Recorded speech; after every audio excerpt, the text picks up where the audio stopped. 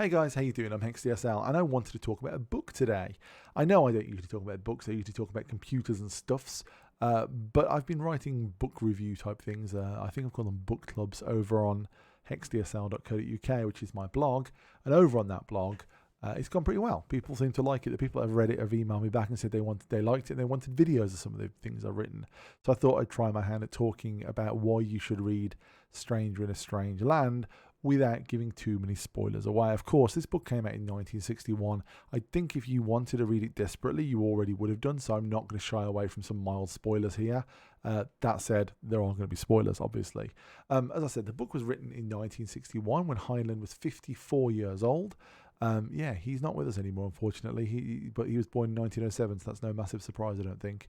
Anyway, Heinlein was an interesting guy. He popularized the usage of the word speculative fiction, the phrase speculative fiction, as a way of referring to science fiction or fantasy that wasn't derogatory like the word pulp or pop was, because most science fiction back in the 50s and 60s came from these sci-fi magazines. It was mostly published through magazine forms.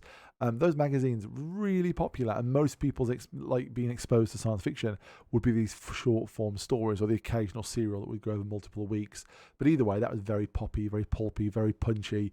And the kind of thing that Heinlein was writing was way more complex than that and had way more of a narrative to it. So he wanted to separate himself from that, I believe, which is why he started using the phrase speculative fiction, which is interesting. Also credited with popularizing the phrase space marine, or the word space marine, the object, the career perhaps.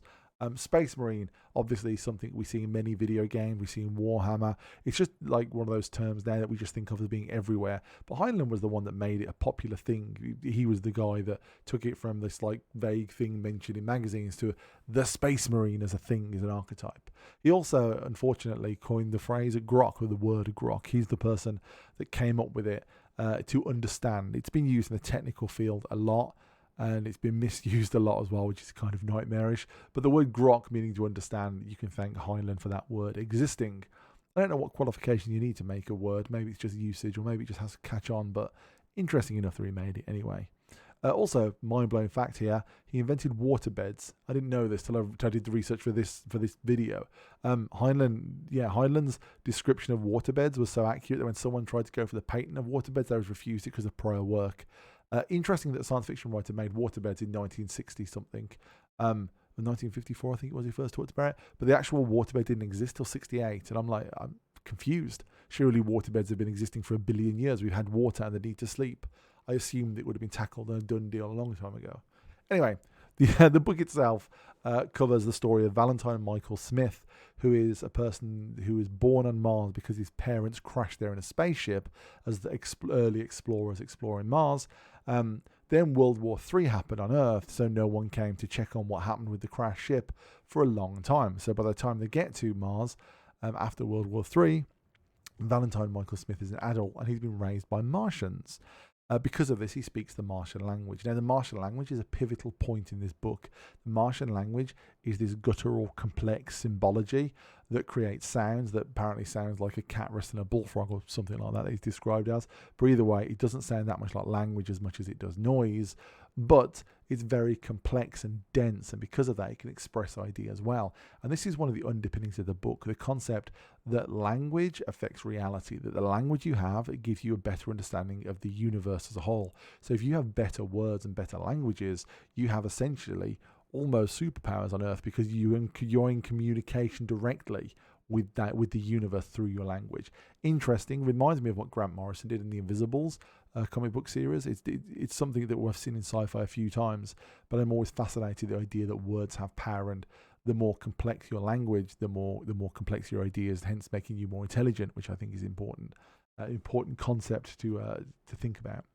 Anyway, he comes to Earth with the intent of just, living among his people. He's been sent by the Elder Martians to come check that out. And then when he's on Earth, he meets some people.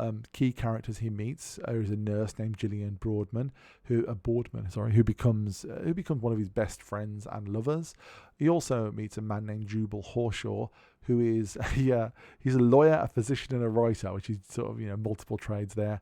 He's the character that people have said is Heinlein expressing himself as a character in the book. I don't think that's particularly fair. I don't think this idea that writers have to have one character in the book that represents them. I think usually when writers write books, all the characters are an aspect of themselves or aspect of people they know. But to say that Jubal Harshaw, the character, is Heinlein's form within the book, I think is a bit unfair, especially when you think that Heinlein was 54 when he wrote this book, and Jubal Harshaw is repeatedly described as elderly but in good health. So yeah, think about that for a bit. You're not going to age yourself for funsies. But anyway, he meets Harshaw, who's an interesting person. I hated Jubal Harshaw when he first was introduced into the book because he seemed loud and aggressive and pointlessly sure of himself. But as the book went on, I became a fan of the character's work, and I really became a fan of who he was within the world and how he affected this world. He has 3 secretaries in this book: Anne, Dorcas, and Miriam. It's interesting to say, though, as well, the name Anne could well be a reference to the mother of the Virgin Mary. Dorcas was the name of a disciple that lived in Joppa, which reminded me of the game Caves of Cud. And Miriam is the sister of Moses. So you've got 3 powerful female names with a lot of heritage there, which makes sense within the book when these 3 women do become key figures in Michael Smith's life. Also, you've got a journalist named Bill Paxton, who's got some self-interested motivation at first, but soon comes to be part of the team, as it were. The book follows Michael Smith learning to live life on Earth and facing some problems. He's got a lot of wealth that's owed to him because of the copyrights and patents his parents had, and as well as the rest of the people on the original team. The fact that legally speaking on Earth law, he actually owns Mars as well, caused a lot of attention for him, and part of the book deals with overcoming that and doing some political magic to make sure that Michael Smith wasn't a threat to the government, but at the same time could live a wealthy, independent life. That's really interesting as well. The way that pans out is interesting. Eventually, Michael Smith goes traveling across America, and he gets to go be a magician with a carnival team. He gets fired from that because he can't engage the audience because he's not very good at communication, even though his magic is very good, which we'll go into shortly. And then he becomes the founder of a church. And this is where, even though it's at the very end of the book, it is the meat of the book. And the book deals with the impact his church has upon the human race. Now, most churches will tell you, they'll put you in touch with the divine and you essentially are better than other people if you're part of our church. But in the case of the Church of the All Worlds that Michael founds, it's absolutely true, because part of the thing he does is he teaches Martian to his members, and as soon as they become fluent in the Martian language, they're able to then think in Martian, which then gives them literal superpowers. They get the ability to levitate objects as well as making people disappear with just a thought, and they can think faster, they can dilate time, they can leave their body, and they basically are more functional people, not through biology, but through their touch, through their way they touch the universe, through their language. And that's interesting because he can accept people of all faiths into his group, because as soon as they start to learn Martian, they realise that everything they knew up to that point was just a bit silly compared to what they know now. And it's not like an empty promise like one of the fictional religions in the book offer, which is Fosterite in the book. It's not fictional, it's not empty platitudes. This man is genuinely making these people's lives better through language. Overall, the book is an absolute wonderful read, and it goes through 3 main phases. I almost feel like it could have been broken up into these magazine style printings. You have the first bit, which is like a book on its own about Michael Smith coming to Earth and learning to live among them. Then you have the portion where he's traveling America and learning to be the man he becomes. Then you have finally the portion where he makes a church and tries to change the world. The writing in this book is absolutely exquisite. Heinlein is a wonderful writer who somehow writes warm characters that you don't instantly love. Like, he'll write many characters in this book where you're kind of wary or kind of just don't get attached to them. I found a few characters genuinely annoying as I first. I was like, oh, another dickhead. And then a few pages later, I'd be totally on board with these people. I'd absolutely be interested in what they're doing and who they are. He also, the way he paces his book very much shows that he's learned something from writing serialized stuff, because you have these individual sections of the book, but they all mesh together wonderfully, and it really is an homage to his earlier work, I think.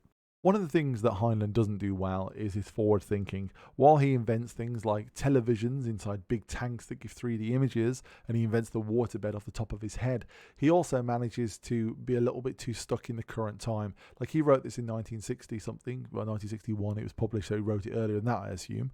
One of the things he does is he's often writes things in a way that comes across very sexist and a little bit small-minded, but I think that's very much a product of being born in 1907.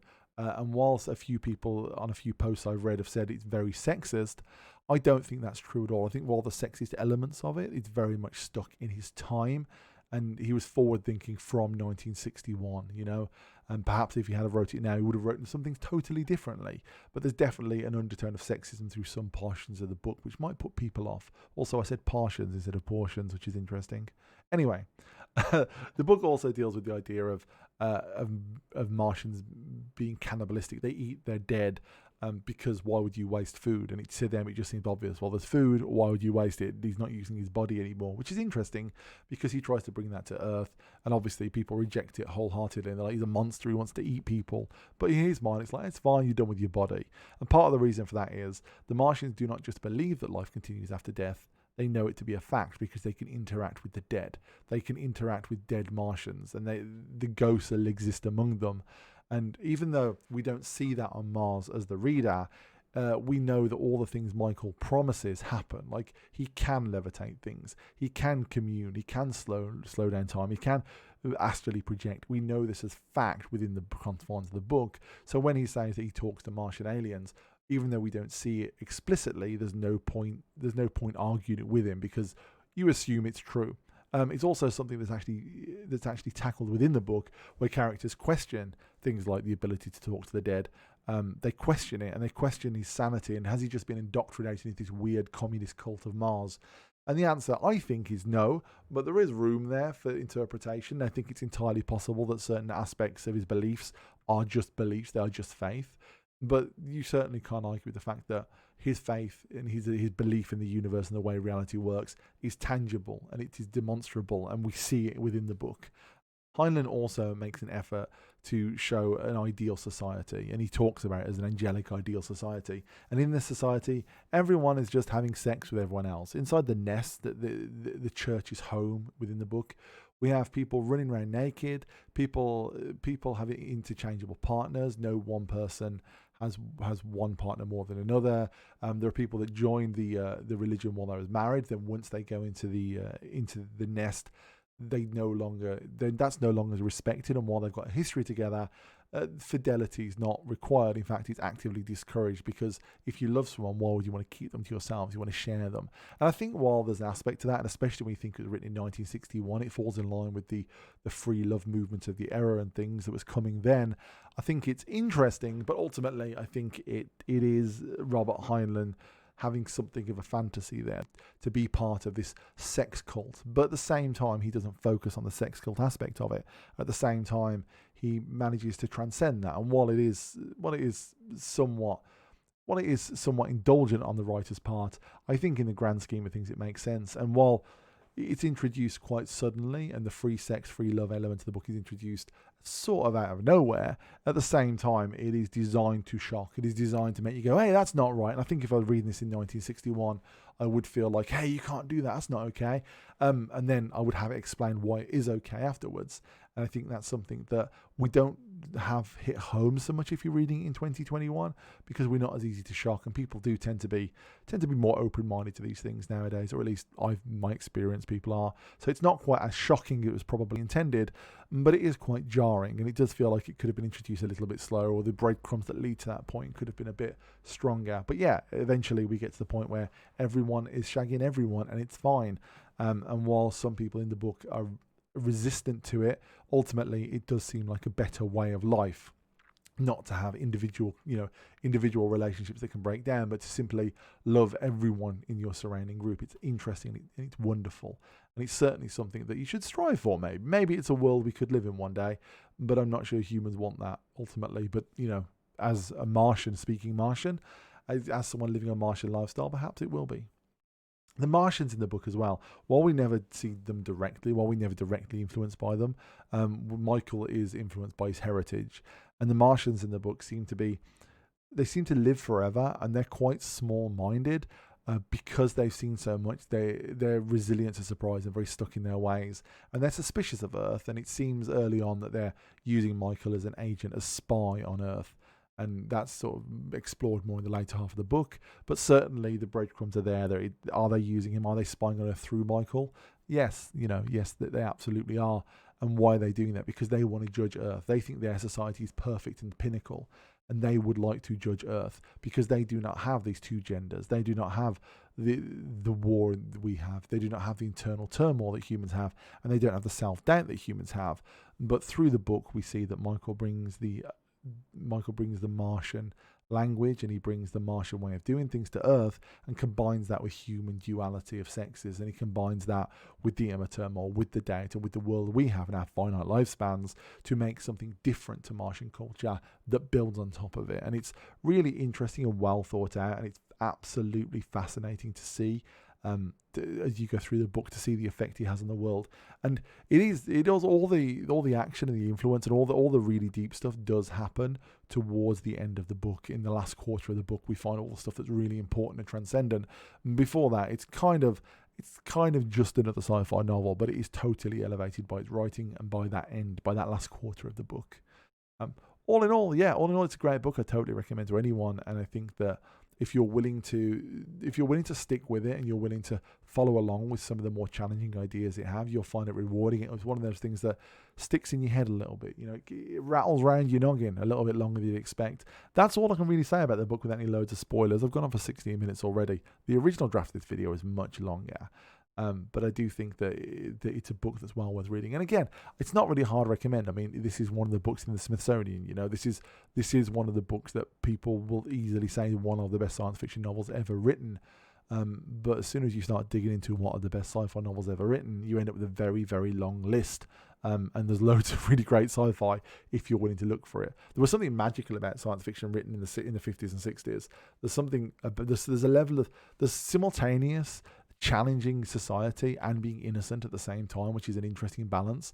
And there's a level of optimism underneath some grime that you find in books from the 60s and 50s that we don't have in modern sci-fi. Modern sci-fi is all entirely dystopian. The rays of hope in modern sci-fi seem to have gone, which is a shame, because maybe that's why I'm drawn to earlier sci-fi. Who knows?